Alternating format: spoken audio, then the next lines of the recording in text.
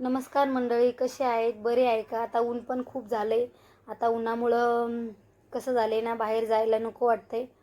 आणि आपली अशी एक गोड बातमी आहे, तुमच्याबरोबर म्हटलं शेअर करावं. गोड बातमी अशी याच्यासाठी मी हे बनवलं होतं, आमरस बनवला होता. म्हटलं आपलं गोड झाले तर काहीतरी गोडच बनवूया.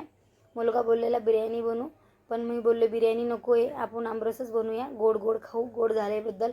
आणि बातमी ही आहे, माझं 1K कंप्लीट झालेलं आहे, म्हणून मी आमरस बनवला होता. आता म्हटलं ह्या दिवसामध्ये आंबे आहेत, आपण आमरसच बनवूया.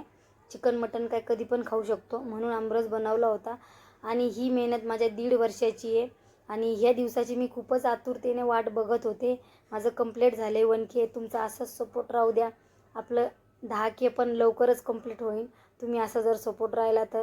म्हणून मी आमरस आणि चपाती बनवली होती. पुरी शक्यतो आम्ही खात नाही एवढं.